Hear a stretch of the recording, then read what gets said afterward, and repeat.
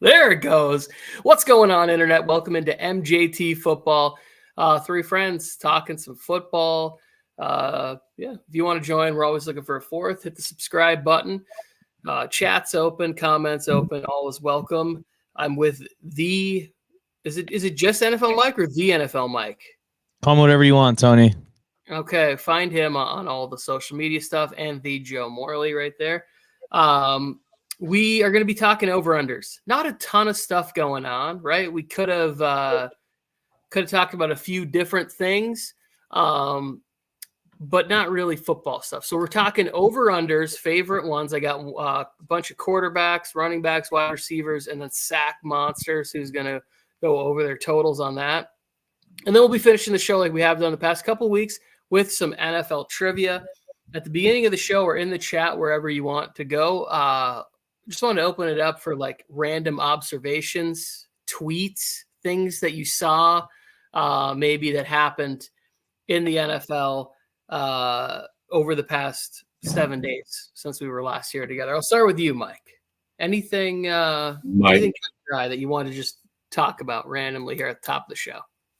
Well, I'm glad that you sent it straight my direction, Tony, because there was something that went down in the NFL this week that I want to hear Joe's opinion on specifically. Are they really going to let an NFL head coach while being bankrupt, Joe? I mean, leave it to the Raiders. Move to Las Vegas and hire a bankrupt head coach. Anyways, I really just want to know more on the story, and I'm sure Joe knows everything about it, and he has a whole entire defense built up for Antonio Pierce and how he's completely innocent and scamming Nissan and other companies out of cars. But Joe, please fill us in on this story. I caught like a short video on it earlier today. Some dude named Wi-Fi Willie. Lots of Raiders fans love that guy. He was going off on his own coach.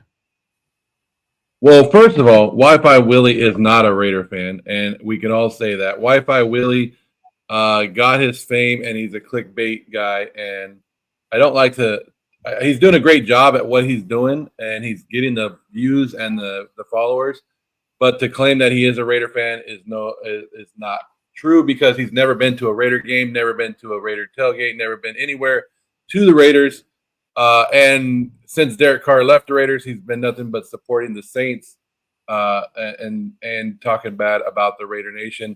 What he did was a straight hit piece on Antonio Pierce. Antonio Pierce bankruptcy is blown out of proportion by idiot fans and idiot reporters that don't know anything about the United States bankruptcy. Every great business person files bankruptcy. Walt Disney, bankruptcy. I can go on. There's a whole list of people that do that. A lot of people file bankruptcy. That's what it's there for. And Antonio Pierce is just a co-signer in the whole thing. It's his wife's business that he was a co-signer for. And you know what? If the Nissan and I think it's Nissan and one other car dealership, it was a car dealership that went under business adventures. It happens. If Nissan and whatever the fucking other car dealership it was, if they're smart, they would have Antonio Pierce do a damn commercial for him, because whatever Antonio Pierce has touched this offseason has sold the fuck out. Like, he is so hot right now. Raider fans are buying anything that he wears, anything that he touches, anything he endorses. They would make that $28 million back. And like, anybody, there's a guy running for president right now, Mike, who has filed bankruptcy so many damn times because he uses the system. Rich people use the game and play the game. Antonio Pierce is just playing the motherfucking game. Yeah. And that's poor people, we don't understand it. I don't particularly love being in other people's pockets or financial situations. So I will just say this, that yes, I agree with Joe that the bankruptcy system is there for people to not end up being broke. Like, even on the Pivot podcast, one of the questions that Channing Crowder asked Antonio Brown recently was like, man, are you broke? And he's like, Antonio Brown said the perfect line. He said, I'm not broke, I'm fractured. Like, because that's exactly what happens is you are able to work the system with the right type of people, depending on what chapter you file, where it's like you are sort of allocating debt, making deals to pay off portions of what it is. Bankruptcy is not meant for people who have a bunch of money to just go back and start at zero. This is not Monopoly. It's not do not pass go directly to jail situation. I just think that it's funny that it's a reason, any reason that people can have to hate the Raiders. That's the only thing that I gleaned from the internet was like people who have no idea what we're talking about, which is pretty much the majority of the internet, right? We don't know what we're talking about. Going after Antonio Pierce. Well, yeah, Joe. it's a good thing to go after. I just want to acknowledge this comment right here.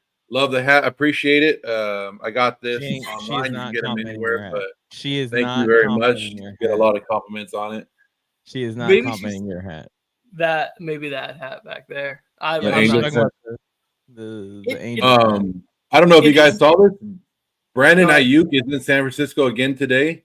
He's been there. He posted 3 hours ago that he was in San Francisco trying to get a contract done again today.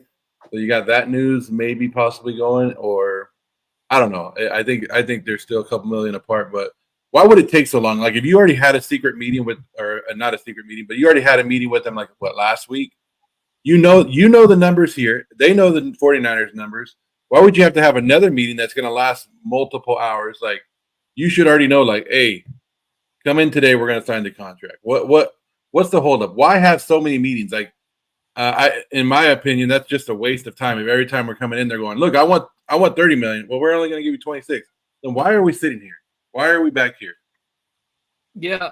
Well, somebody brought up a good point on one of the shows I was listening to was like that when you really get into the details of this, it's how much guaranteed money are they getting that the teams can't get out of, right? So it's like you want as much money up front as you can, but then in years 3 and 4 and whatever, like especially in the quarterback contracts, that's a lot of times what holds it up is like how much guaranteed money is it going to be down the road? Because you have a situation with a guy like Tua, it makes him a lot tougher to cut if there is some sort of financial commitment. I think the same thing plays out for the wide receivers, even though that number might be a little less of a commitment on there.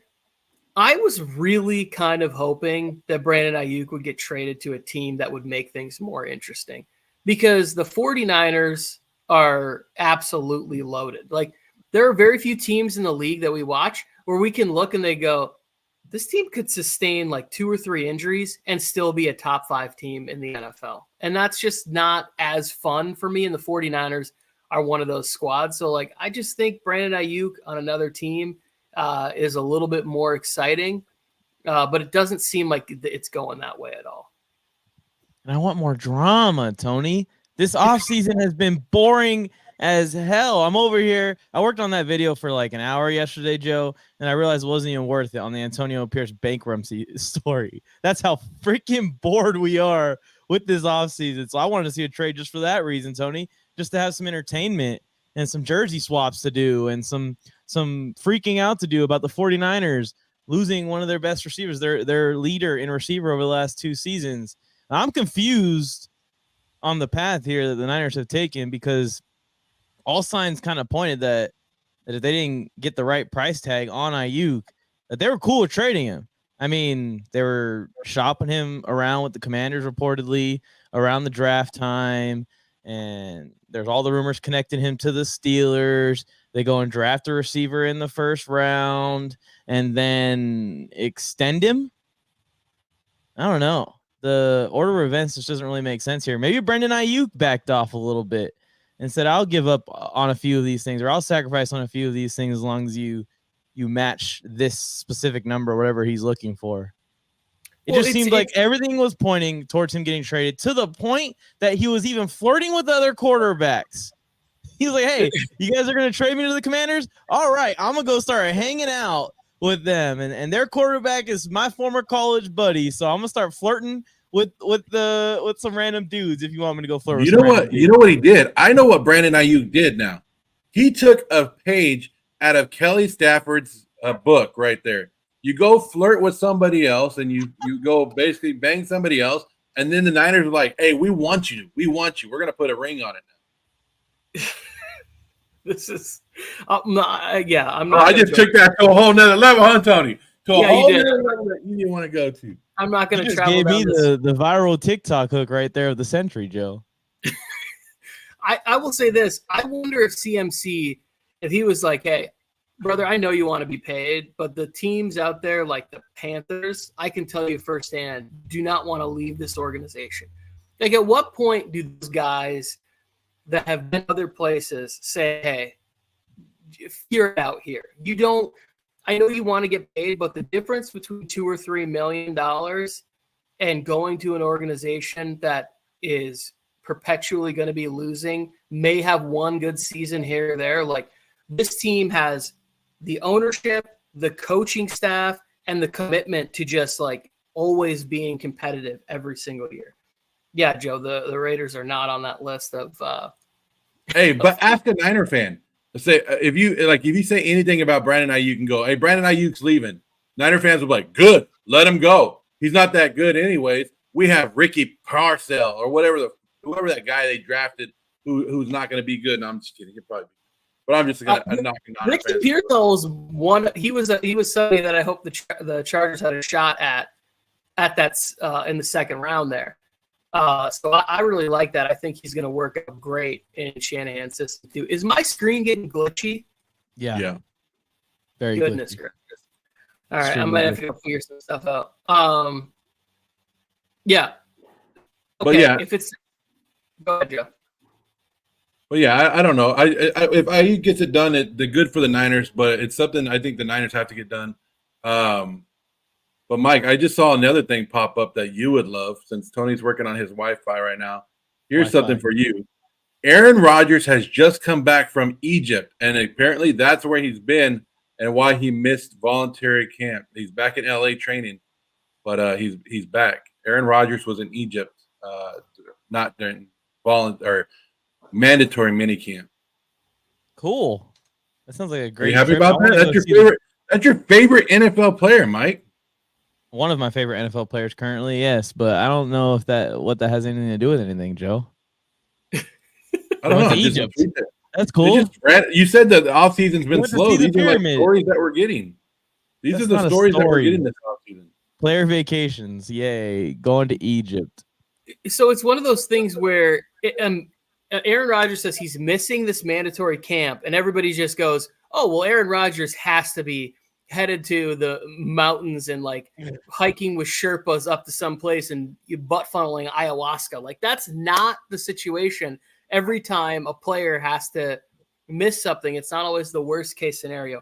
I do think on a larger scale, for whatever the reason is, I don't think it's great that he's missing this time with his teammates. Like, I think every day is so crucial, and you've seen that in the past with the Patriots teams, those good, Colts teams. Like, it's just such every single day, every single rep seems to matter so much when you talk about how far the team can go throughout the season. So it'll be good. The random thing that I saw that I wanted to talk about before we get into our over-unders was every year this happens. NFL players go to Fashion Week, and Joe Burrow, I don't know if you guys saw this or not, had on a backless suit, which I just don't understand. Like, I understand, like, women in backless dresses, it makes sense.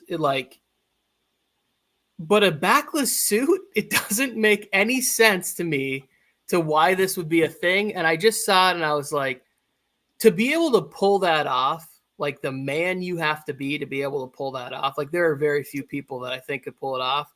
Joe Burrow did his thing. Good for him. I just don't understand it. I don't understand fashion on that level. Like, there's no like a pliable place that you would wear this or any reason to wear this, or it just doesn't do anything. Like, I just saw it and I'm like, Mike sent a text like, there's nothing to talk about. And I was like, this is how boring the season is. Like, the off season is that this was something that came across on a timeline for me, like came across and like an alert was Joe Burrow stuns in backless suit. And I was like, what the fuck is this? What is happening right now? Did you guys see this photo? Yeah, I saw it. I think it was for like a Vogue or one of those magazine runway shoots where they kind of probably just told him like, "Hey, dude, show up, put this on, walk down that walkway there, walk back, and here's $1 million, or here's however much money to do that." But yeah, I guess it does take a real man to pull off a backless suit. Maybe I'll try it tonight. Going bowling with the wife tonight. I'm gonna rock out the backless suit and see how she feels about it. Actually, is a good event for a backless suit. Bowling, because you're gonna see all the back muscles flex as you kind of go up there. I to mean, do your yeah, throw. if you are like that across the back, I don't think Joe Burrow is like strapped. He's not doing a lot of that. He's not part of the Ben Herbert offseason workout, focusing on the neck flexion and all that. You don't got back like Joe Morley, I'll tell you that much. Well, I'm telling you what, I have a big back, right? My back is huge. And when you're walking around places, you're sweating. It would be nice to have, like, they make shirts with the little vents and stuff in it. Now, this is just eliminate the whole thing. Let your back get cooled off. Sometimes when you're sweating so much and you have the back, you can get a rash back there. Maybe he has I don't know. This is the new invention, Tony, to cool that back off while in a hot summer day. It is. I mean, yes, you're right. It is 90-something degrees where I'm at right now. So maybe if I had to wear a suit, that would be good for the desert heat that I'm in right now. What's going on, Harris? Maybe they're somehow going to incorporate this into the game, guys. Somehow we're going to see backless jerseys, a little bit of extra ventilation, like Joe's saying there, underneath the pads. Stop it. Imagine somebody walking into a business meeting with that. You'd be like, so if you got the balls to walk in with that, we're going. I know you mean business. I did get a job one time at a restaurant in flip-flops. And the lady, she told me, she's like, for you to be confident enough to come to a job interview in flip-flops at a restaurant, she's like, don't ever let me see it happen again. I was like, okay, got it. But she appreciated the moxie that it took for me to show up. I was a young stoner. I probably wasn't even thinking about what I had on my feet at the time. It's like 19 years old. Lady, if you would have known what I did 5 minutes before I walked in this interview. Yes, exactly. I was not in the right mindset. But Anthony's asking you guys a question. I don't know if you guys want to answer that question. I do. Anthony Manzano is talking about if it hurts, like some of these coordinators or position coaches that become head coaches, sometimes is that they're stuck in one system their whole career. Instead of going to another coach and learn under them and becoming a head coach. And that's why they're so one-dimensional. So I do think that there's a lot to this. And I think what we saw this is like most evident is with the Patriots culture, the way all of those guys that were there for so long, even when they left and then they went back, like I think one thing that could have really helped Josh McDaniels is had he gone somewhere else after the Broncos instead of going back and continuing to win with Tom Brady. Like not only was he in a situation where it's like most of that success can be attributed to the leadership by the players on the team and the head coach, is like there is something great about being able to be in different places, even if you start off as a position coach and then you're elevated to, an offensive coordinator, defensive coordinator somewhere else. That's why I think that there's guys like Dave Canales that have a better shot as of being in a few different places like that.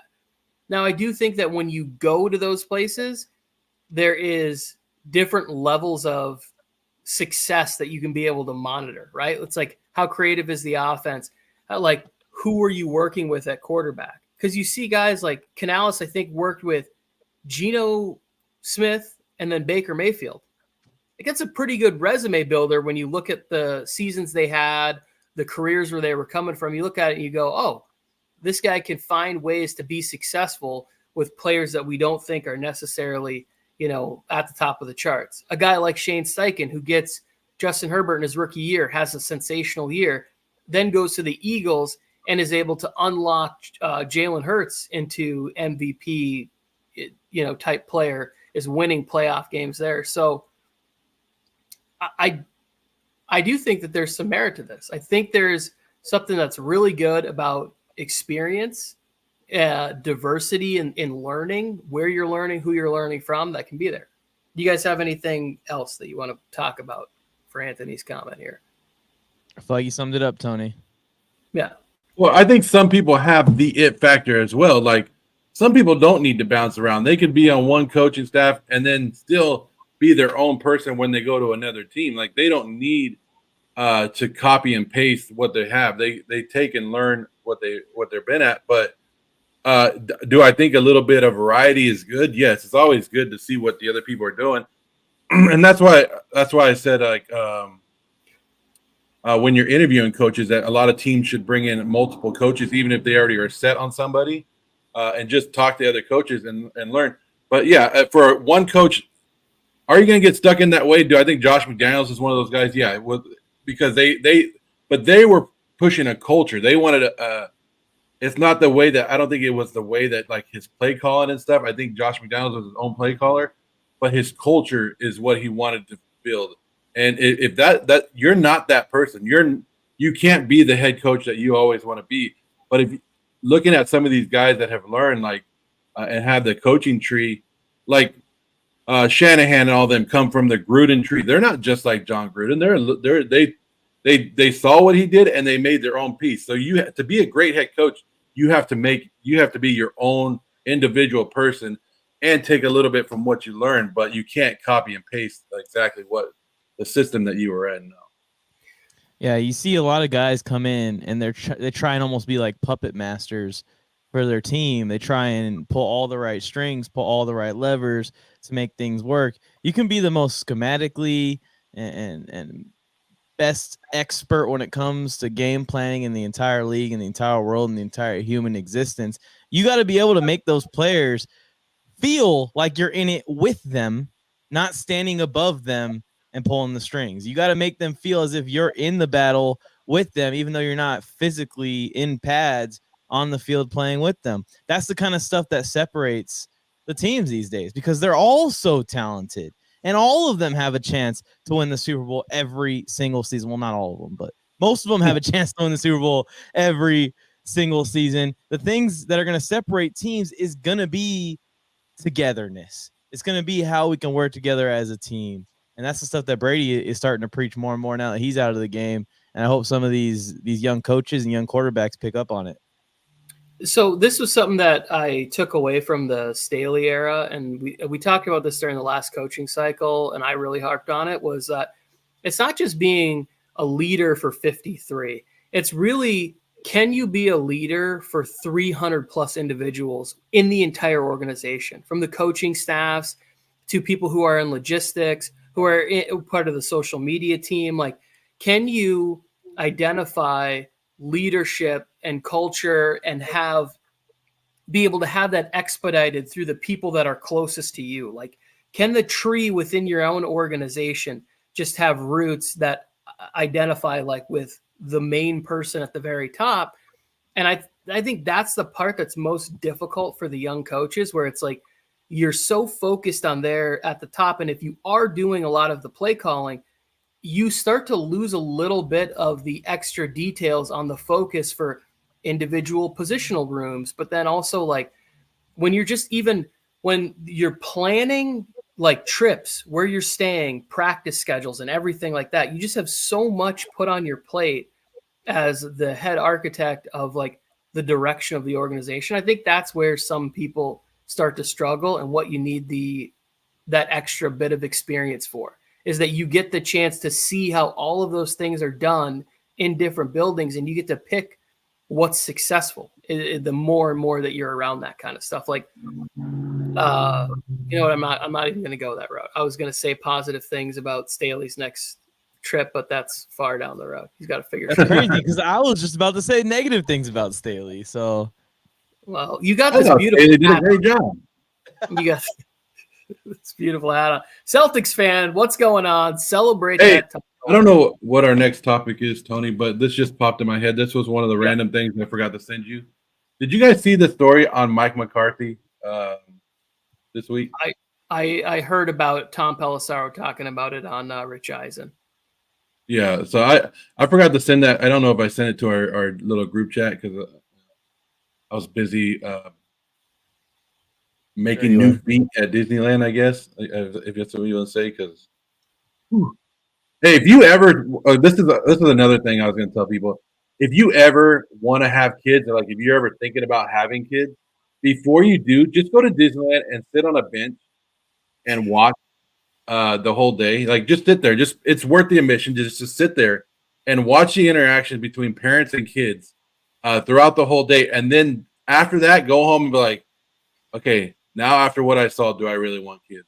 I do think it's a good form of birth control. Like having to watch the interactions that you have, because when you tell your kid no that they can't have something, a lot of times these kids will just melt down, and it's a tough structure that you have to. Again, this is like coaching a little bit here. Like you really have to know, like have a game plan. All right, you're going to get one icy. There's going to be one dessert that you can have. This is when we're going to eat. There has to be a structure and a plan, because if you go in there with no plan, it is complete chaos to go to a theme park. So yeah, Joe, I would. And you have 40 minutes between rides. Like we're going to wait in this line and we're going to get on a ride. We got 40 minutes of them just like standing next to you going, Dad, I'm bored or whatever. You got to entertain them for 40 minutes.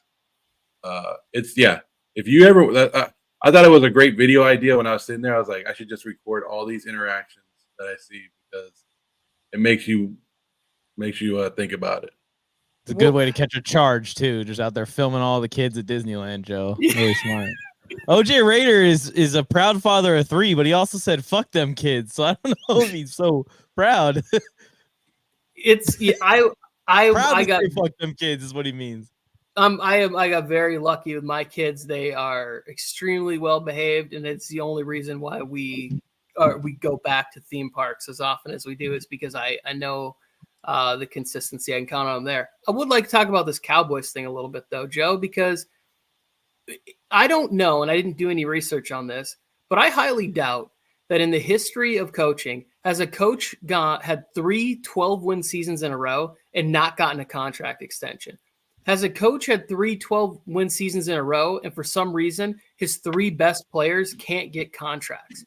So when Mike McCarthy's talking about like being fed up or frustrated with what's going on, it's like, I think there's good reason. Now, there's also good reason on the other side for Jerry Jones to be looking around and saying, hey, you want me to commit to you long-term, and we're having some colossal playoff flops with rosters that I would say are pretty well put together. So like, I think both sides have their grievances, but if I'm Mike McCarthy, like I definitely get what he's saying. I'm a little pissed off that it's like my quarterback situation's in limbo.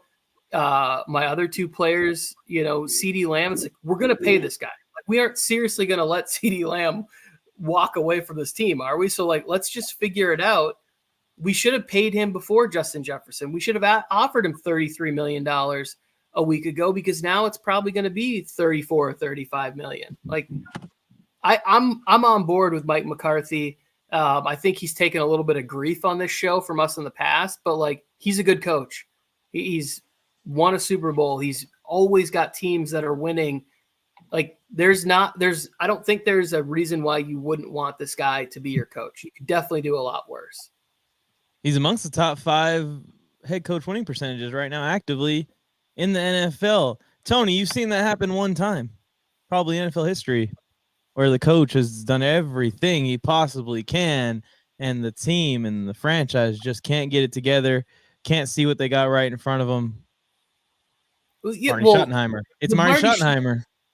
The Marty Schottenheimer thing was different though, because that was like philosophy, and I don't think it was 3 12-win seasons in a row. It was one like 14-2 season, and then it was like, wait, what? They're splitting up from this guy who just basically had the team on the brink of a Super Bowl.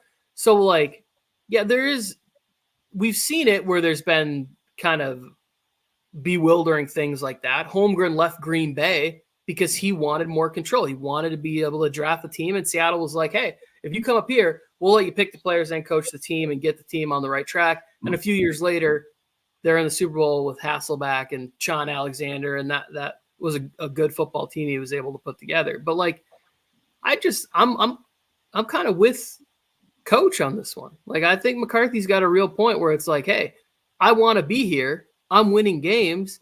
Like, yeah, we're not getting over the hump. We had a big flop at home, but like, so you're basically telling me I got to continue to do good. It's like, what if it doesn't happen? And like, have you answered any of the questions that we had at the end of last season? And I think from a fan's perspective, we would be like, no, they didn't. This whole offseason is built up for the Dallas Cowboys to burn down this season. That's all it is. It's for a big explosion to come. Like you said, Tony, you have your main players, Dak, your quarterback, your wide receiver, CeeDee Lamb, and Parsons, all without a contract extension, all looking for it. Your head coach is a lame duck. He's needs a contract extension. This is his last year. So basically, you're looking at it, and Jerry Jones might not have a lot left in him, right? It could be his last season. We're looking at, like, they're looking at him going, this is make or break season. We don't know if we want to sign any of you guys back, and we want to win a Super Bowl. We're tired of going 12-5 and not going anywhere in the playoffs. But then you take their best running back, Tony Pollard, and you let him leave, and you take your center and you let him leave in free agency. And so you damage the team a little bit more, and then you let the players coach who everybody loved, Dan Quinn, right? All the players loved Dan Quinn. You got rid of him, and you bring in another defensive coordinator who's not known to be a really player-friendly coach. Like, he's a good defensive coordinator, knows his X's and O's. But, I mean, the guy he's an old-school defensive coach that's going to get in a couple of years, and I don't know if that goes well with the new school players. So I love it. I love it, Tony, because I can't wait until week 3, week 4, when the Dallas Cowboys are like 1-3 or 0-4, and this whole thing just explodes because Micah Parsons will get on his podcast and say something about his teammates and throw them all on the bus because you know it's coming. You know this is coming. Yeah, I was early on the, hey, everybody's overreacting. The Cowboys are going to be just fine. And the more stuff that's come out, the more I'm like, I don't know. Washington's starting to look like a really well-run organization, which hasn't been the case for like 2 decades. But I brought this up a couple, maybe 3 weeks ago or whatever. I think I'm missing something here. I don't know what's going on with this. But like, Micah Parsons was asked about his situation with Dan Quinn, and he was like, I don't think we've said more than 20 words to each other, like, since I've been here. Zimmer. Yeah. You can't, like, to me, that just doesn't make sense. And then he said the coach, like, another coach came up to him and said, Zimmer wants you to do it like this. And Parsons was like, well, I like to do it like that. And it's like, that's not good. You don't want that going on between your star player and your new coach, because you have to side with the star player in this scenario, not somebody who's essentially on a 1-year deal, I would assume, unless, like, he does hire Kellen Moore and Jerry Jones says, hey, you're keeping Zimmer as the defensive coordinator. Like, feels like they're all kind of on a 1-year figure it out. But let's be honest, 12-5 in the NFC, and especially in the NFC East, not that impressive. Like, the last couple of years, it's not like the NFC has been the strongest conference. Like, we're letting teams that are barely 500 or under 500 make the playoffs in that conference. Like, it's 12-5. You're the Dallas Cowboys. I mean, a lot of people. You could probably plug in any head coach there, he'll at least win 9 games. I would agree that all 12-5s aren't created equal, but like, still 12 wins 3 years in a row. That's impressive. Something. The context here that gets Cowboys fans up in arms and has Cowboys management in this pickle is that they're kind of living the same season over and over again, which for 20 teams in the league would be amazing. For the Chargers, a 12-win season, I think the Chargers only won 12 games like 5 times in franchise history. So that's different. For us, winning 12 games, we're going to be celebrating like crazy, but the Cowboys doing it 4 years in a row and losing the first round of the playoffs, that's where they want to see the leaps be taken. That's where they want to see improvement, and that's not been there. And it's been unfortunate because, hey, I'm sitting here as the guy that's been on the Cowboys wagon, we're going to call it, chariot. Call it what you want. It's crashed into the side of the road and it's in a pile of pieces now. Yeah, I've got lost with what team you root for now, Mike, because if it's Dak Prescott, it's Aaron Rodgers, and then it's Justin Herbert, or it's like I don't know who you root for anymore. You are just one of those fans, Joe, and hey, more power to you. That's just like, if it ain't the Raiders, fuck them. I'm not like That's right. I'm a fan of the There's sport. 31 other teams, and then there's the Raiders. I can be a fan of a wide receiver's game and his style of play and the passion he brings to the field without being a fan of that team and organization as a whole, right? Is that allowed? No. Well, I will say this, Joe. You're not going to like me in a little bit either, because we have designs and a clothing brand coming out here in the next couple of months. And I'm going to be rocking a Dan Campbell t-shirt because I think that design is cool. Like, I'm also going to look at this. Look at him. He's giving you shit, and then he's over there. He just did that. Yeah, he whips out a Justin Herbert card out of nowhere, out of his back pocket. I'm gonna buy the Lamar Jackson design. Like, I think that some of these designs that have come out are like, they go beyond whether or not I'm just a fan of the Chargers. It's like, I also think these designs are cool. I think I root for these human beings. So I'm gonna have more than just the Chargers design that we came out with. Exactly. Like, let's hope this never happens. Knock on wood, never happens. If the Chargers disbanded, I will be the most annoying motherfucker in the world, because I would just be a fan of 4 teams, and Joe will be on this show every week, losing his damn mind. I was that person for like a decade, Mike, and nobody ever wanted to talk to me, because every week I'd come back and I'd be like, oh man, I'm loving what this team's doing this week. Yeah. And I'm like, wait, a couple weeks ago you like this team. I'm like, yeah, but I have no loyalty right now. You pick your favorite team at the start of each year's playoffs? I know a guy like that. His name was Jay Bolton. Then someone got him to commit. Some fan base got him to finally commit. Well, yeah, we don't know. I haven't seen anything. Yeah. You never know. What's up, Jay? Mike, I don't know if I ever showed you this, but you need to fix your hat though, because you try to type it too quick, and there's a lot of misspellings in there. It's all right. But if you believe in Joe Hendry, you believe in this guy right here. How do you have your own card? Where did it even come from? So when I went to WrestleMania, and I don't know if you guys have ever done this, but every sporting event is starting to do this at major events. WrestleMania does it. Major League Baseball does it. NFL does it at the Super Bowl. And they have like the NFL fan experience, or they do WWE experience. If you guys have a chance to go to one of those events, go to it. They're awesome. Mike and I went to the one in LA right before the Super Bowl, the NFL experience. You get to kick field goals, run the 40. They have Super Bowl trophies. Every Super Bowl ring ever made is there. WWE did the same thing at WrestleMania when I went. So you get your own little card. They take a picture of it. They put it on there. They print it out for you. But they have a ring. They have every outfit from all back in the day. But yeah, that's just certain things. In baseball, I didn't get to go to the one in baseball one when they did the All-Star one in LA, but just throwing it out there. If anybody ever gets a chance to go to any experience, go to it, because they put on a good show, or put on a good experience, an added experience. Okay. All right. I'm in. Look at that. They're not even paying me, Tony. They're not even paying me to say all this stuff, and I'm saying good stuff right now. I know. I was going to pretend like I would go to it, but I probably won't. I don't like large groups, gatherings of people for that kind of stuff. Just not. That's where we got to see Dangerous there. Russell Wilson live in person. Signing a Danger Witch. Yeah. Speaking of which, coming out, he's out there, got boxing clips. Training Freddie Roach. Oh, hell yeah. Here we go. Get him in there with Jake Paul tomorrow. Get him in there with Jake Paul tomorrow, guys. So I think it was yesterday that you texted us saying, hey, the annual Russell Wilson workout video has come out of him boxing. Well, I was going to text you this morning.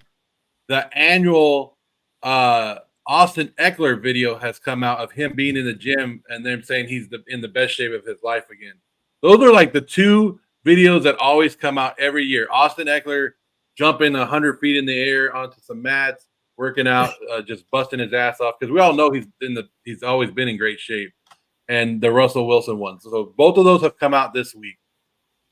Yeah, it's like clockwork. It's this time of year where it's like, hey, there's not really anything going on, and then they just put out a video of them dominating, working out. It's like, you're a professional athlete. We would expect this performance, this behavior. This is like, I don't just think that you wake up and look like this. Like I just assume you are out there, working out.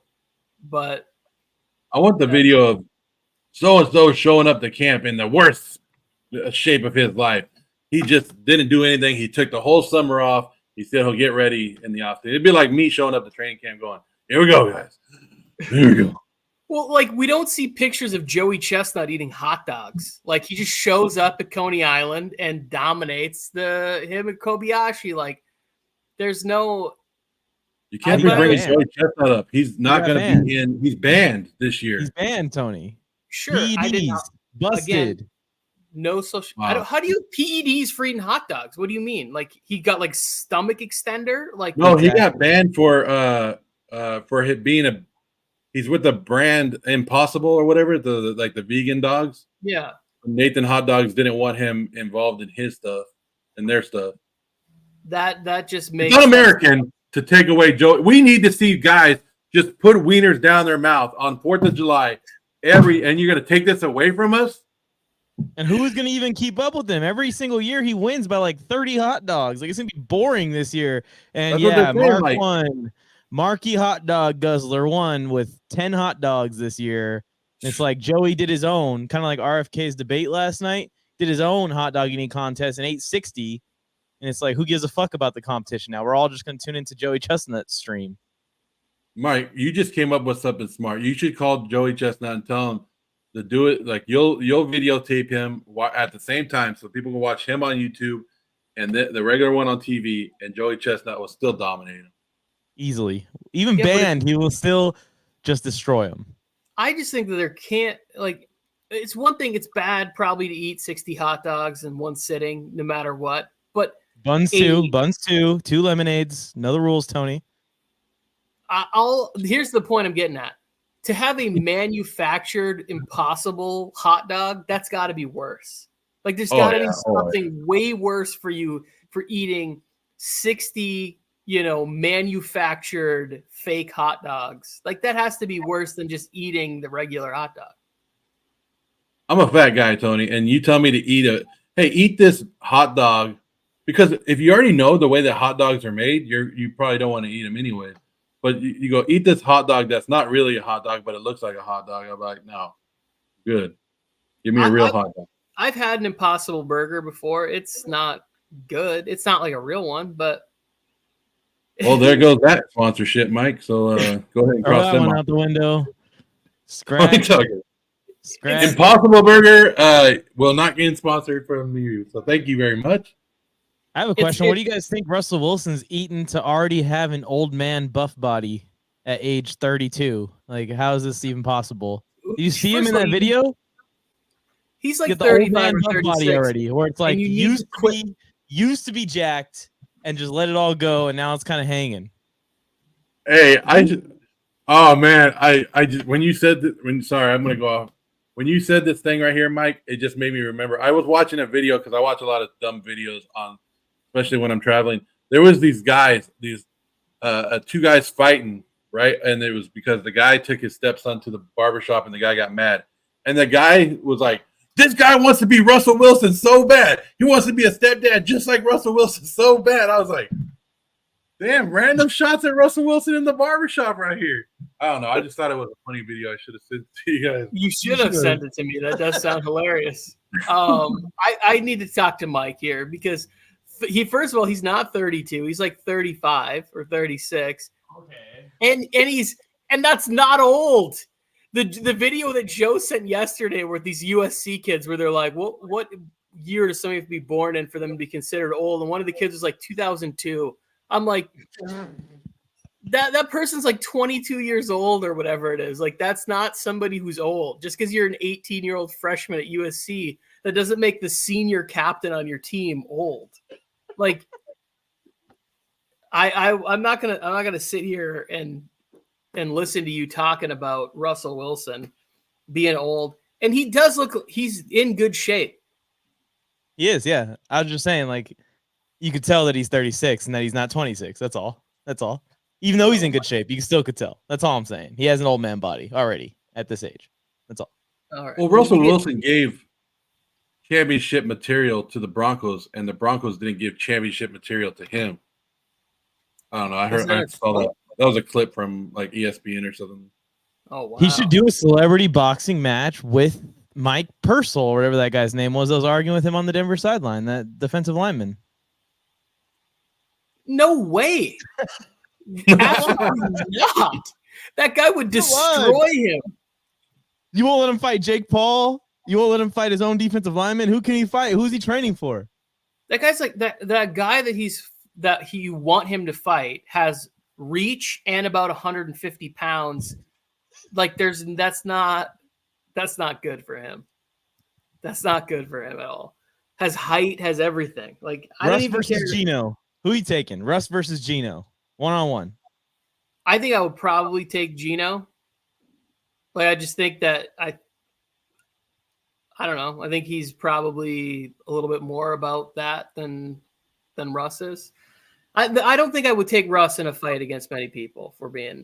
Hey, whose training videos would you rather watch? Russ or Jameis Winston? Jameis Winston's just more entertaining with everything that he does. Jameis is winning that easily. Yeah. I think Jameis is going to be a rock star when he gets out, when he's done playing football. He's going to end up on like a bar stool, like a platform like that, and he is going to be sensational talking football. His podcast will be number one. He's going to say shit. He's going to tell crazy stories. Like, he's really going to he's going to excel a lot in his career after football, if that's what he wants to do. You talking about Russ or Gino? Or I thought we were talking Jameis. Like, Jameis is going to be like a preacher and a rock star, like everything when he leaves football. Like, he's really gifted. Maybe not so much at quarterback, but like everything else, like entertainment wise, like he is a really good entertainer. Anyways, back to the original topic here. Is there one player in the NFL that you would take Russ to beat in a boxing match? Oh, for sure. Yeah. Non-kickers. Yeah, there's got to be like Darius Davis, like there's some little guys out there. Joe, anybody? Oh, Russell Wilson could knock any Charger out, any of them. Shut the fuck up. Just pick a random Charger. Khalil Mack knocked out. Oh yeah, Khalil Mack. Just saying, Russell Wilson. It's Mr. Unlimited. You're gonna put Mr. Unlimited up against somebody? Come on. There's a mid-30s man that doesn't have an old man body. Khalil Mack. Yeah, Mike, I think you're just missing a father figure. Like, you're looking at all these 30-year-old men's bodies going, I wish that guy looks good. No, he's taking shots because that wouldn't be a father. That wouldn't Mike's be a father. Taking shots because he's however 26 now. But when he gets to be my age, I don't think that he will be saying the same things, the same thoughts will not be there. Like, it won't be the same. I look at this body every morning and I go, damn. I hope I look like Russ when I'm old. That was a good look. Yes, you would want to still be in good shape. Enough talking about how dudes look. Let's make some predictions. I got over under. This is the second show in a row, right? That we said something about dudes looks like, but it's cool. That's good.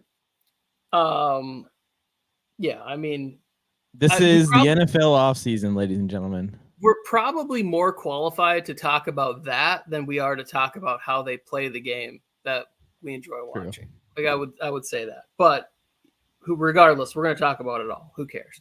Quarterbacks. This is over under stat totals, ones that I found interesting. And I'm thinking about placing at least 4 of the bets that I'm going to say on here. I'm going to start with quarterback. Josh Allen, 27.5 pass TDs. Lamar Jackson, 5.5 rush TDs. Joe Burrow, 28.5 pass TDs. Herbert, 3,600.5 passing yards.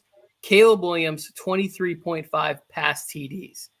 Which one of those do you like the best, over or under, that you would pick? Joe, you seem to have an opinion. I'm going to go with you. Well, I just laughed at the Caleb Williams one, 23.5 touchdowns for a rookie. Like, I understand what he has at his wide receiving core, but holy crap, like that's a lot, I think, on a young guy. I would take the under on that because I would think that they would want to give more to the running backs and stuff like that in his first year. But I would take the under on that. The under. So I saw that one and I thought that was an easy over for me. Like, I saw Caleb at 23.5. Like, that's like 1.8 touchdowns or whatever a game. Like, that's not a crazy number to put up. Not in my estimation. I think if you have the receiving core that he has, I think that 23.5 touchdowns is an easy number for him in year one. Like, I could see Caleb Williams having 28 to 30 touchdowns would kind of be the number that I would project for him if he plays 17 games this year. Well, what was it, 23.5? 23.5. CJ would have missed it by half a touchdown last year. And I don't think I'll bet on any rookie quarterback to be as good as CJ Stroud was last year. It's about as good as it gets. I know he missed 2 games, so I guess you could argue that if Caleb Williams plays the full season and performs at a similar level, he passes it pretty easy. Out of these ones that you just gave us, Tony, you know which one of those is the easiest, most locked-in bet ever. Knock on wood. I don't want to jinx anything, but, I mean, come on. 3,600 about here? What are we even talking about here? 3,600? Yeah. He could do that with his left hand. He could go for 3,600 yards this year with his left hand in 17 games. You can rip one of his fingers off. Whichever one was the bad finger, rip that finger off. I'm still taking over. How many did he throw for last year? 3,100. In 11 games, was that left-handed? In 11 games, Joe. In 11 games. I know, but that's what we're talking about. Like, you're making these bets, and you're hoping that these players play all the games. But if Herbert doesn't do it again, like, we can't just go out there and go, oh, he's going to do it left-handed. He could do it right-handed. He can do it with one leg. Well, apparently last year he couldn't. Apparently he couldn't last year. When you talk about all now the you're players, going to now you have worse wide receivers than he had last year, and you have a worse running game, and you're going to go to a running game. A worse running game? What are you Gus even Edwards looking at? is not a great. When did he become a great running back in this league? When did anybody ever go? Gus Edwards is the guy I want as my running back. Nobody. He had more rushing yards. Who wants a running back named Gus Edwards? Nobody. Gus Edwards had more rushing yards last year than Josh Jacobs on the Raiders. Oh, my God. He had more rushing yards last year than Austin Eckler on the Chargers. Anyways, my point being, he's not even an injury risk if you look at it, because Herbert, he messed up his finger, but reports were that was like a 3 to 4 week injury. He could have played the last 2 games, but they kind of just shut it down because the season's already over. He plays his last 2 games. You think he gets 400 yards in the combined games, Joe, in those 2 games? I guarantee you he does. And he's not even really an injury risk, because when Herbert has had even major injuries, he's played through those major injuries.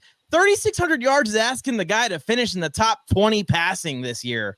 I mean, the line should be at 4,600, not 3,600. I thought the line would be like around 4,200. And so I was scrolling through and I was trying to find out where it was at.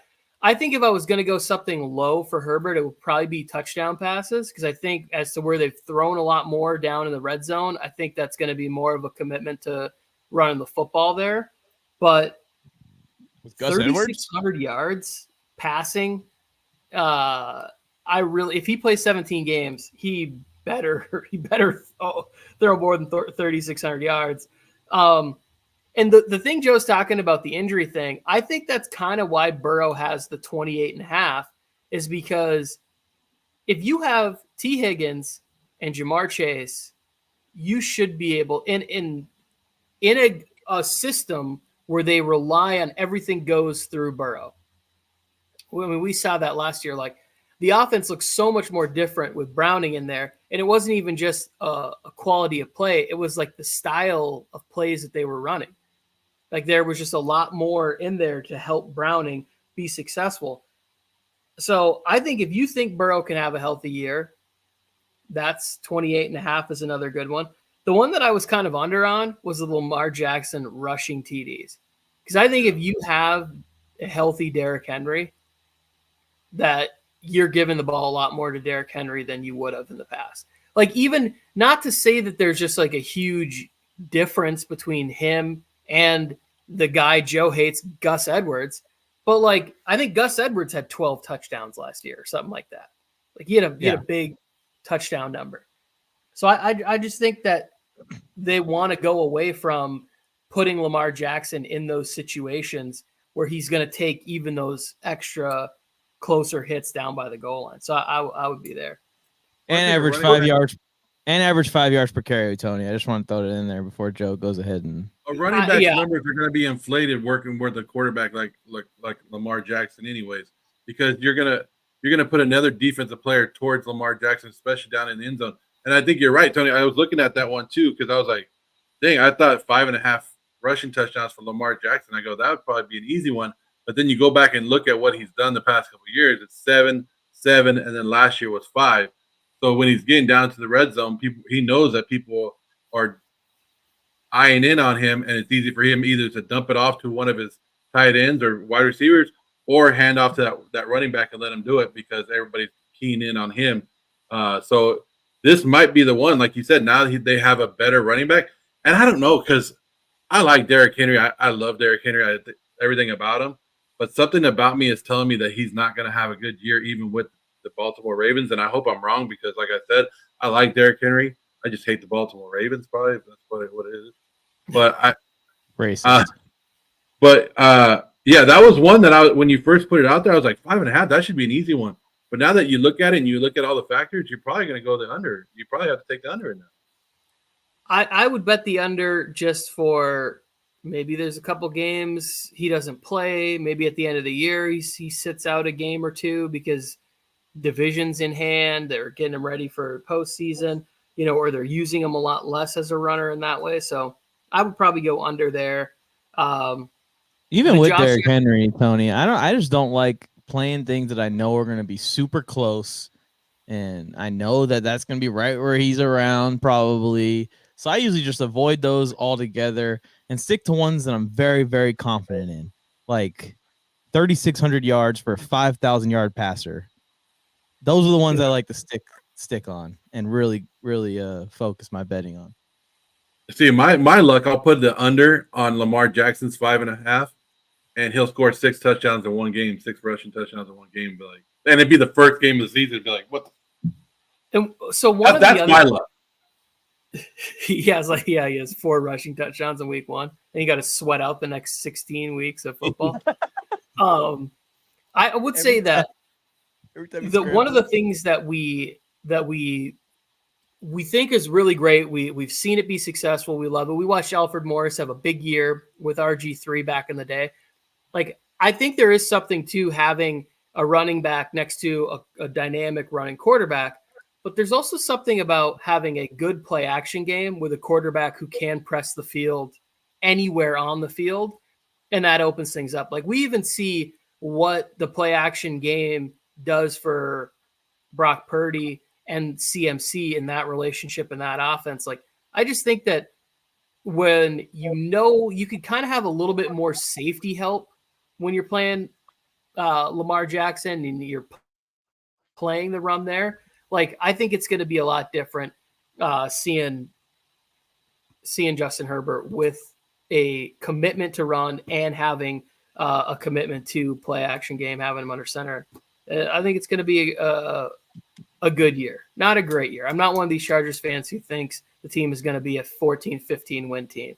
But I do think that this is going to be one of the more successful ways for Justin Herbert to play offense is having a commitment to the run. And you'll eat those words, Joe. And you'll enjoy them. Tony, he only averages 330 yards per game in games that the Chargers have 85 plus yards rushing. That's all. We're not going to convince Joe that this is going to be good. We're not going to convince Joe to say something positive because he already got burned by Herbert last year. And we talked about that last week during the quarterback ranking. That he's just upset. He's just upset that his head coach is a broke baby back bitch. My coach is broke. Your coach wears diapers. It's all the same. I'll take diapers over broke. Both of these men would destroy you guys, by the way, like in anything. Who you taking, Russell Wilson or Jim Harbaugh, Tony? They throw down. Oh, I'm betting on Harbaugh all day. I don't care if he is 60. Okay, let's go to running backs. Holy shit, I could have thought he was older than that. He's 60. Let's go to running backs. And it's interesting that Joe said the thing about Derrick Henry because I wrote down here Derrick Henry at 999.5 rushing yards for the season. 999 yards. They're saying basically 1,000. Saquon Barkley, 7.5 rushing touchdowns. Bijan Robinson, 6.5 rush TDs. Josh Jacobs, 1,025.5 rushing yards. And then my rookie for this category, Trey Benson, 499.5 rush yards. Those are all scary. But the one I like out of those, Tony, I'll take Derrick Henry getting 1 yard over 1,000 yards. He's done it every year of his career that he's received an RB1 workload. And even last year, I looked it up, lowest attempts per game last year since 2018 when DeMarco Murray was on the team. He still had 1,167 yards on a Tennessee team that was kind of up and down all year and throwing their way back into games often. You go look, Gus Edwards, that terrible guy, averaged 5 yards per carry, had 810 yards last season in a 3 backfield split. Derrick Henry's going to take more of a workload than Gus Edwards does. I think I'm more concerned that, as these running backs age, especially his style and everything, we haven't seen it yet. I don't want to see it. This guy maybe can't handle the volume, and it's all going to fall apart at once. And I'd be worried about him getting injured this year as well. So I like that Bijan Robinson bet, Tony. That one sounds tasty to me. Bijan's going to make a ton of big plays. I think he's going to score 4 or 5 big touchdowns, like 40-plus yard runs that he breaks off this year. And then you tell me all that Kirk Cousins has to do is get the offense into the red zone a few more times for him to hit this over. What'd you say it was, 6.5 touchdowns? 6.5. That seems light. And I know he had 8 total touchdowns last year, receiving and rushing combined, 4 and 4. I think that's easy for him to double up and go up to 8, 9, 10 touchdowns this year with Kirk Cousins now going to put him in position to score more. Give this man some space to shine, y'all. I want to see him ball out. Yeah. Hey, you put everything go into your life savings today, Tony. Go. You don't even have to ask your wife. Just go to the bank, get all that money, go down there and put it on that 6.5 over 6.5 for Bijan Robinson because they're gonna treat that guy like Todd Gurley back in the day. Like they're gonna just run, give him the damn ball, and he's gonna lead. Like Todd Gurley is top 5 in touchdowns, and he hasn't played in the last 10 years, and he hasn't played in 4 years, 5 years. Like that, Bijan Robinson is going to get fed the ball. Last year, what was the number one complaint with the Atlanta Falcons? You drafted this guy, you didn't use him correctly. Now they're coming in there, this new offense. They're going to run the Sean McVay offense. They're going to run the Rams offense. They're going to give the damn ball to their young running back, and he's going to be the workhorse. So Bijan Robinson, I'm smashing that one quick. Josh Jacobs and Derrick Henry, I'm taking the under on both of those. I'm taking the under on both of them. Like I said, I don't know what it is about Derrick Henry. I'm just not liking it. I'm not liking it this year. The Barkley one, as an Eagle fan, you hope they go over 7.5. You hope that they stop going to Jalen Hurts so much when they get down to the goal line, right? Because eventually those hits are going to come up, and you would think they would get a little bit away from the tush push this year because I think they went to it too much last year and it kind of hurt them. But you would hope that you brought in Barkley. So as an Eagle fan, I'm taking the over on the 7.5. But as an outsider looking in, I'm taking the under on that Barkley. Wow. Barkley and Bijan were my favorites on this list. Like I saw Bijan at 6.5. I thought it was going to be closer to 8.5 or 9. 6 touchdowns in year 2 for a player that's that dynamic. Like again, when we see players like Bijan, CMC, those guys where they're versatile like that, they can have 4 touchdown weeks. They seemingly do that a few times a year when they get to like that. Like Austin Eckler is, in the same kind of style player, right? Receiving back and can run the ball. And he had 20 plus touchdown seasons. Like, I just don't understand why an elevation at quarterback wouldn't put that number at least up around 8 or 9. So I saw that one. The Trey Benson one, I was a fan of his in the pre-draft process. I don't necessarily love the situation where he landed because I still think that James Conner is like, he's in that category of Amari Cooper, of those guys where they just seem to produce and we just forget about them for whatever reason, like whether it's from a real life or a fantasy standpoint, but they just churn out production, good seasons every year. Wide receivers, Tyreek Hill, 1425.5 receiving yards. Justin Jefferson, 8.5 receiving touchdowns. Jamar Chase, 1310.5 receiving yards. Devontae Adams, 1,000.5 receiving yards. And Marvin Harrison Jr., 6.5 receiving touchdowns. I think the safest one on that list that you just said, Tony, is Devontae Adams over. I think that's the safest one. No matter who's in that quarterback for the Raiders, they got to get the ball to Tay. I think, did he have 1,000 yards, like barely over 1,000 yards last year, even with some abysmal games in there where he hardly got any targets? I think he just got over 1,000 last year too. It would take an injury, I think, for him to miss out on 1,000 yard receiving this year. And Devontae Adams hasn't been a guy that's suffered a lot of injuries lately, so I trust him. One that's interesting to me is the Jamar Chase one, because if he stays fully healthy all 17 games, his numbers can be right around there anyways, right around 1,400, 1,300 area. So if you're kind of like hedging your bets here, what's most likely to happen? Is it more likely that Burrow and Chase remain healthy all 17 games and put up production like he did his rookie year? Or is it more likely that one of them suffer any kind of injury that hasn't missed any time or teams just drop back and cover 2 against the Bengals this year because they lost Joe Mixon and the rushing attack isn't as strong as it's been in previous years, and they just kind of don't have that absolutely dominant 1,500, 1,600 yard season like a lot of people are expecting this year. So I think a lot can go wrong and cause Jamar Chase to go under here.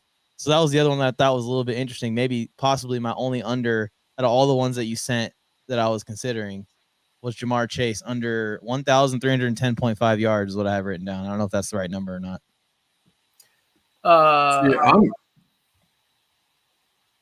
Jamar is 1310. 1310, yeah. Yeah. That might be the crazy one. Seems easy. Because when I'm looking at these, I think for some reason in my mind, I think the easiest one would be to take the over on Marvin Harrison Jr. And the reason I think it's because, one, Arizona's going to be in a lot of losing efforts where they're just going to get a lot of garbage time touchdowns. Because, we went through Arizona's schedule, right? And I showed you guys Arizona's schedule. Their first 8 games, they could end up 0-8. And that's how bad. It's a very tough turnaround for them, especially with no defense. So they're going to be slinging that rock a lot. And Murray, when you're a quarterback, you're looking for who? Your best wide receiver every time. And I just think he's going to benefit from that. And like you said, we can have a couple. He could have a 3 touchdown game right off the bat, and we're good to go. But yeah, I'm looking at that one going, yeah, that connection is going to be there. And when you're losing, you're looking for your best wide receiver, and he's going to get some easy touchdowns at the end of the game. I forgot to look up and see what the best season, the best connection was for him and DeAndre Hopkins. Obviously, I think Marvin Harrison Jr. is a different type of receiver, but I do think he will get him the ball and be connected with him early on the season. I do like that one to go over. I like Devontae Adams to go over. I like Jamar Chase on the over because it's not, to me, the great thing about Jamar Chase is he can take the intermediate ball. Like he can take like a quick slant or a smoke screen. He can take those ball that ball 70 yards to the house. The one that I feel like is a strong under candidate for this one. While I think Justin Jefferson's going to have a great season, I don't know if the touchdowns are going to be there for him, because if you're trying to take something away, the part of the confidence that you need to have throwing into double teams, especially when you're down towards like the red zone area, and if they really can discourage throwing the ball to him, I don't know. I think Sam Darnold is going to be looking like, hey, I don't want to make that mistake. JJ McCarthy is going to be looking like, hey, they have the double team over there. Let me just go to the person, Jordan Addison, who has the one-on-one. Hawkinson, when he's back, oh, he's got a one-on-one. Let me do that, as opposed to knowing where the double team might have a little bit of a window open, where you have a veteran like Kirk Cousins who's going to maybe try and, feed his guy the ball in that situation. So I think 9 touchdowns for Justin Jefferson might be a little bit more on the high side for me in this one, just because of quarterback play. Nothing to do with that. And then Tyreek Hill at 14.25, it's a big number.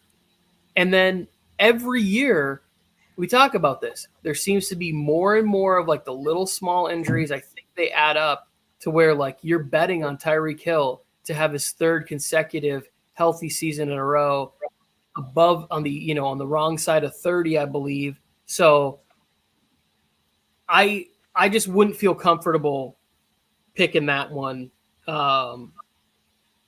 as far as making a season-long bet for that one to hit.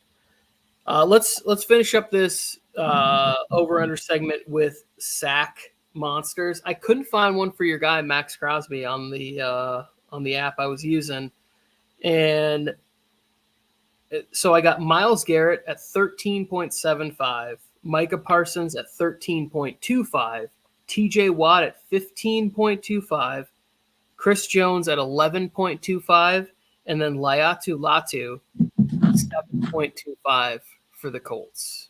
So any of those jump out at you as a clear over?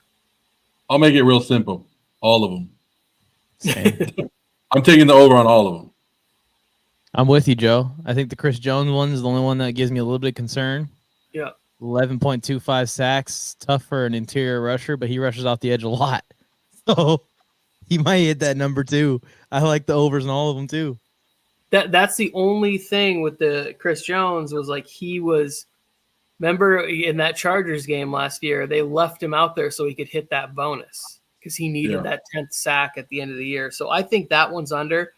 I really like the Laiatu Latu one to get there. I think the Colts have a very underrated defensive line. They were able to bring back the interior guy, Grover Stewart,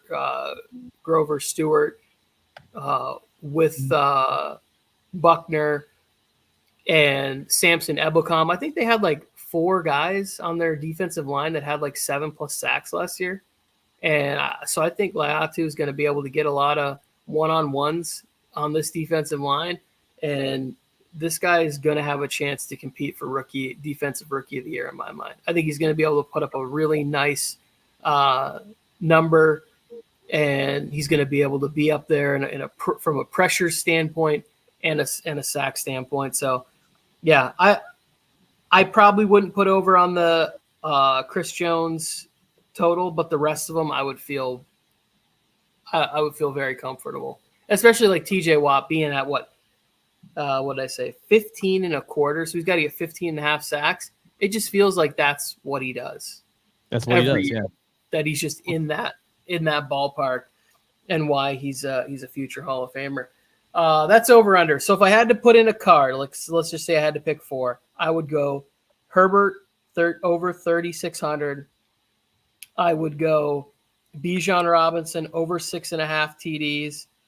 I would go Devontae Adams over 1,000 yards receiving, and I would probably pick Myles Garrett 13.25 sacks, or 13.75. So he'd need 14 sacks this season. That would be my 4 for my card. Put it in, Tony. Put it in. slide it in, put everything down on it, just this one's on Joe. He said he'll pay for your bet. However much you want to put on it, it's free bet on Joe. Take my MJT paycheck and go put it on there. All right. I'm going to You better be careful there, Joe. Better be careful. We might sue you later on down the line or sue your wife for $28 million or something using the MJT name like that. Mike, you ready to ask a couple of trivia questions and we'll get out of here? I am. I almost changed my trivia question here at the end. Is this the one where, or me and Joe, is this the one where we're going to be on a team? We're going to be able to talk it out, or are we? I think you guys should work together because last week didn't necessarily go great. I rewatched it and I was not nearly as bad as I thought. You're horrible. I was close. Tony, you on did. A lot of them. You did pretty good. I should say Joe wasn't very good. And I also got the Steve Smith Jr. one like right away. That's what you do, Tony. You're a goat like that. Look, I'm not here to answer trivia questions. I'm here to make you look good, Tony. And you made me look bad last week. You turned on him, Tony. I love it. Let's get anybody in the chat. Feel free to jump in if you know the answer before us. Yeah, these guys they need help. So just be ready to help them. Anyways, okay. So there's 2 categories for this week's trivia. You guys need to name the NFL teams with the top 5 most and least amount of Hall of Famers. So we'll start off with the teams that have the most amount of Hall of Famers inducted into the NFL. Who are the top 5 teams with the most NFL Hall of Famers inducted into the league right now? I would say the Pittsburgh Steelers have to be at the top of the Not list. even in the top 5. What? The Steelers are ranked right at 7th with 30. I'm gonna take the Raiders. No. What are you even talking about? You know that's not the right answer. You just said that shit. I want to say the Cleveland Browns. The Browns are not in the top 5, but they're shockingly high. The 49ers. I know they're pretty up there. The 49ers are just outside the top 5 with the Steelers at 30. They're tied. They have to be old teams like the Packers, Tony. The Packers, the Bears. The Packers are 2. The Bears are 1. See, Joe, they have to be like you have to think like old school, like old that's been around since the longest day. So we got the Packers and the Bears are number 1 and number 2. That's why I was thinking the Browns because like Jim Brown and back in the day. Yeah. You said Raiders? You just threw those out there just to put them in the mix with the historic franchises and like. No, so when you cut this up and you say Raiders, it's gonna come out good because all the Raider fans are like, hell yeah. Anytime you put Raiders in any clips, it works out great. Cowboys are at 4. So you guys have 1 Chicago Bears with 37 Hall of Famers, 2 Green Bay Packers with 34 Hall of Famers, and 4 the Dallas Cowboys with 32 Hall of Famers. These are players that played for them. Are the Miami Dolphins up there? The Miami Dolphins are not on here. These are players that played for the team at any point in time. Yeah, that's crazy. That's where you get. That's where it could screw you up. Yeah. If it was like legacy players only, then it would be really easy to get. Is there like a trick question where it's like the Ravens actually get credit for the original? Yeah, that's what he's saying. Like they played at any time. The Ravens only get credit for the players since the Ravens. They don't actually get to take Jim Brown. Give you a hint for the next category, but let's get these last 2 first. We have 3 and we have 5 left, who are both tied with the Dallas Cowboys with 32 Hall of Famers. Okay. So the Eagles? Not the Eagles. Go with the Giants. The Giants are at 3. So you got 1 Chicago Bears, 2 Green Bay Packers, 3 New York Giants, 4 Dallas Cowboys, and 5. Is it an obvious team that I'm just not? It's a team that's changed their name in their history. Yes.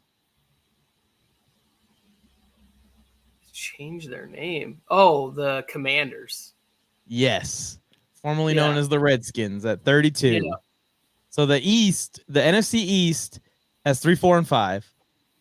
And the NFC North has 1 and 2. And the rest of the league sucks.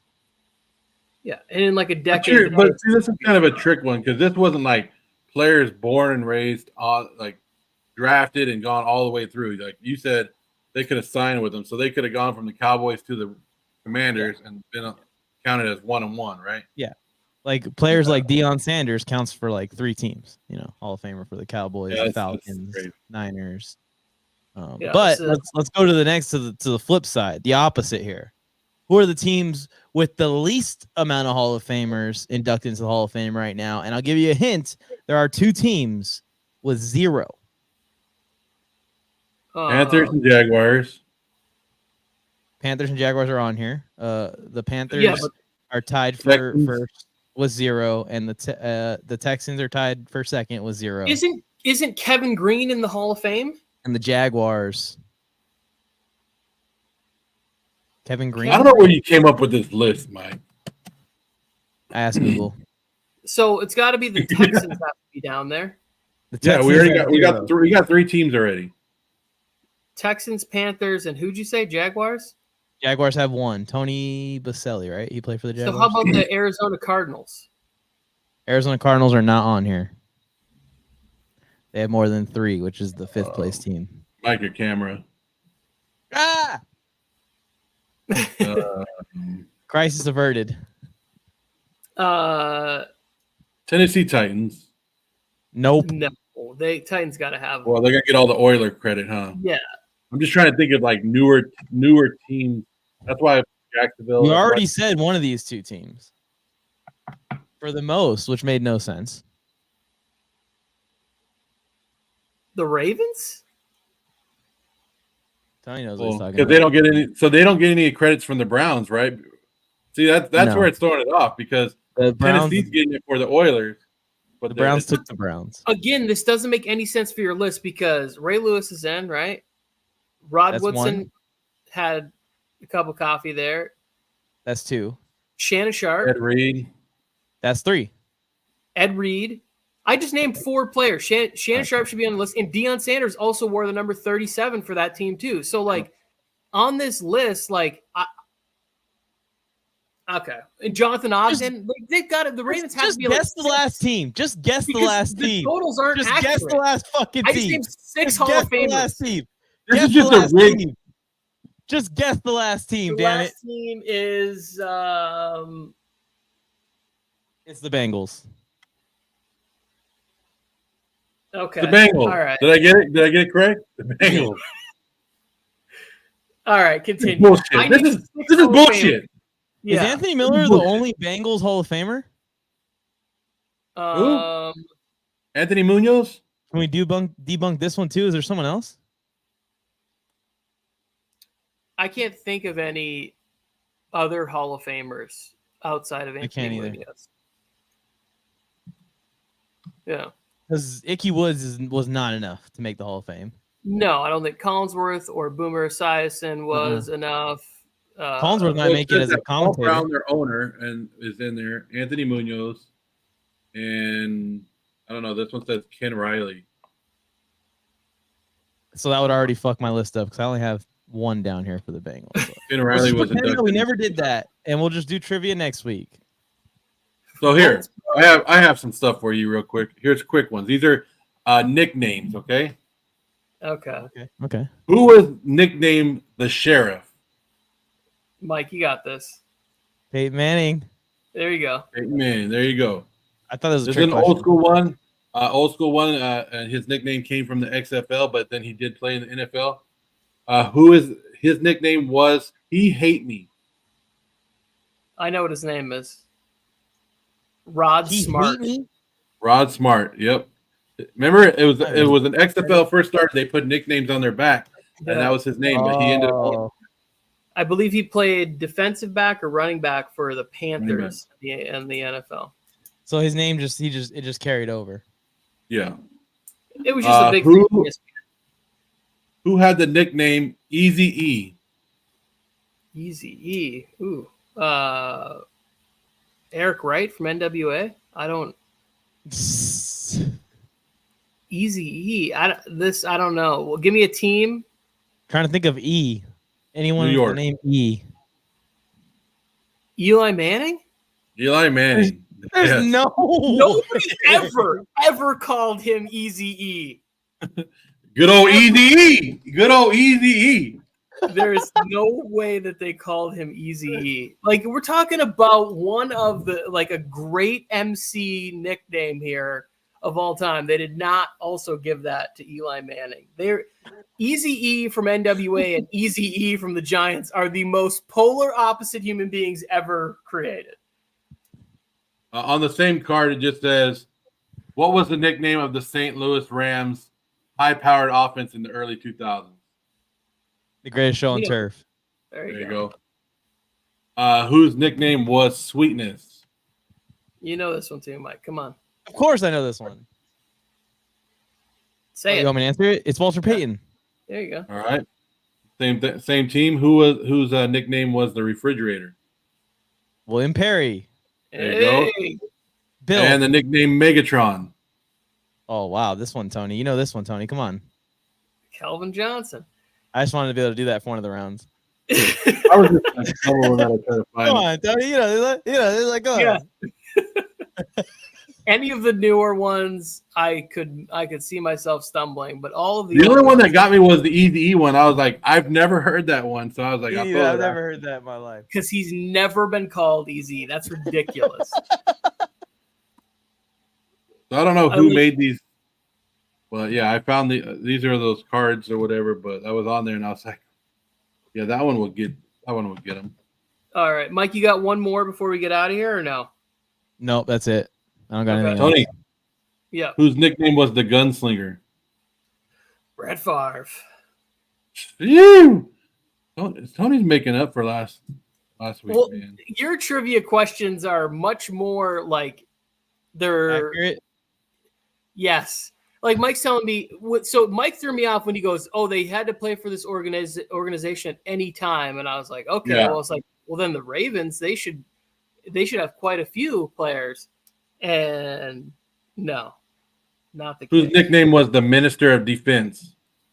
I know this one too. This is Reggie White. I just told you about this, Mike. Remember, I said if we make a throwback Packers one, we'd put him in like a priest's outfit. But I don't. You want to make Mike? Let's see if Mike remembers this one, Tony, because we already answered this one, but Mike didn't know it. Let's see if he can remember it. Mike, whose nickname was the Freak? Giannis Antetokounmpo. That's exactly what he said the last time when we answered this question. Sean I just can't believe you haven't looked this guy up, Mike. Like, I had a Madden franchise that I nicknamed after him. I called him the LA Freaks. Javon Curse, number 90 for the Tennessee Titans. I thought it was Ben Roethlisberger. No, this was different kind of freak. So I think Javon Curse and Julius Peppers are two of the most underrated edge rushers that ever played. Like Julius Peppers was a phenomenal football player, and we don't bring him up enough when we talk about great edge rushers in NFL history. Julius Peppers was the guy I always traded for on Madden. So yeah, that's how you know they're good if you're trying to get them on your team on Madden. Yeah, like he was just strong, quick, played the run pretty well, and Julius Peppers was phenomenal. All right, we good, Mike? Yeah, I think I'm good. I was just gonna ask Joe if he's seen the not new Madden trailer. I don't think so. No, I say it's not new because it's the same one as last year. Just they put it. Oh, really? Isn't that all Madden? Like, isn't that every Madden every year for the last 20 years? It's just the same. The not new Madden trailer that they released. I've heard some people talking a little smack about the new one. Yeah, I haven't played it. I'm gonna wait for my son to ask me to buy it before I spend any money on that. Well, you could buy the bundle, the NCAA and Madden, all for $150 right now. So cheap. That's not terrible. It's not good. I know it's not good, but like everything costs so much money now. Like I remember when it was like $40 for Madden, and it was like outrageous. Oh, we can end the show on that. I mean, I have one thing. I was going to make a video about it at the end of this, but they came out with the average cost per game, per family to attend an NFL game. This is 4 of the cheapest tickets, parking, hot dogs, 4 hot dogs, 2 beers, and 2 sodas, right? An average to attend the NFL game for your whole family. So 4 tickets, parking, 4 hot dogs, and 4 drinks, basically, right? Who do you think was the most expensive in the NFL? I would say that the Chargers have to be at the top of that list. Chargers are actually more towards the bottom. That is a fucking lie. I'll tell you that right now. Chargers are 1, 2, 3, 4, 5. I would say, like, I heard Philadelphia's got some pretty outrageous prices. Yeah, so Eagles are number 2. Okay. Chargers are 11th from the bottom, so that's what? 19th. I want to know where they're parking. So the most expensive for an average cost for a family to afford to go to a game is Las Vegas at $1,361. Yeah, that makes sense. 1,300. And then the Eagles, Chiefs, Bills, and Lions round out the top. The cheapest to attend is the Falcons at $293.93 a game.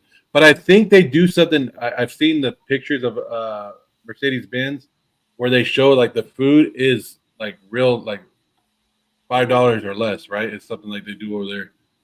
So it says Falcons, Colts, Saints, Cardinals, Texans. Those are your cheapest ones.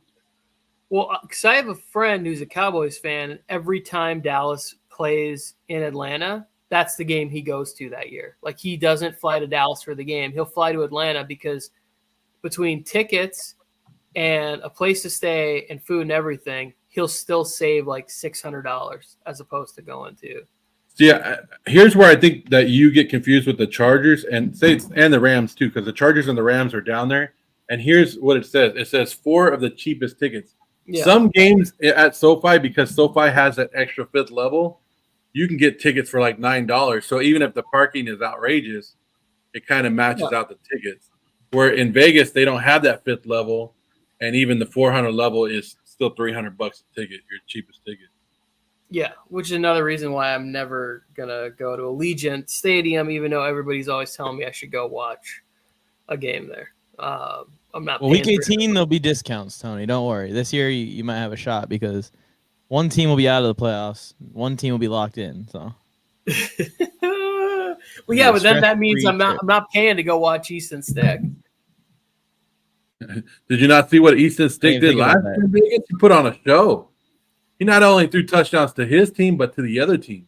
I listened to an interview with him where he was back home on like a South Dakota. He was back doing a football camp for college, and he was talking about how brutal that game was. And I feel bad he had to live through that. But we thank him for his sacrifice because now Jim Harbaugh's in town. And we got Joe Alt, who's somehow bigger than Joe. We found a bigger Joe. We should replace him with Joe Alt. That might be an upgrade. I think Joe Alt's got way more important things to do than hang out with us for a couple hours once a week. We don't even have to change the logo or anything. We just keep it the same. Just change the Raiders colors.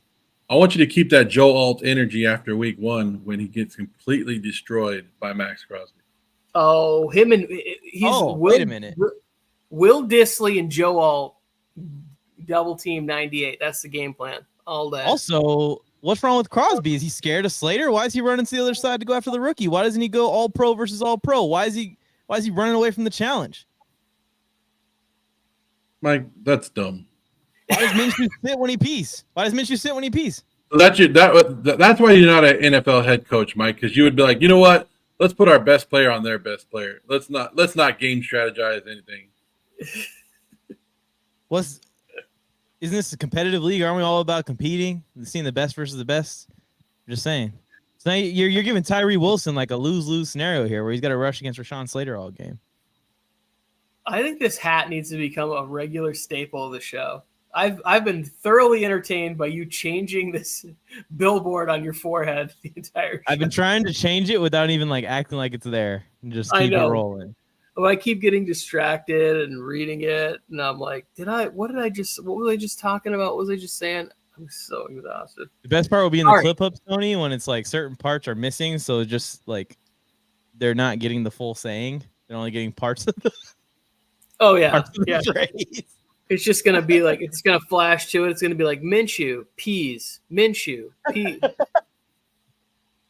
Minshew sits, peas. Oh, all right, man. that's enough. Too much nonsense. Let's get out of here. Appreciate everybody who stopped by Bolt Bros podcast in the chat. We appreciate that. OJ Raider, Rosemary, Harrison, Anthony Manzano. Lots of people in the chat. We appreciate that. As always, have a great weekend and get out there on the internet and put something nice onto the internet anywhere. It'd be great. They're already telling you what to do. Follow the video. Joe's waving by. We're out of here. The show's going to end. The stream. I believe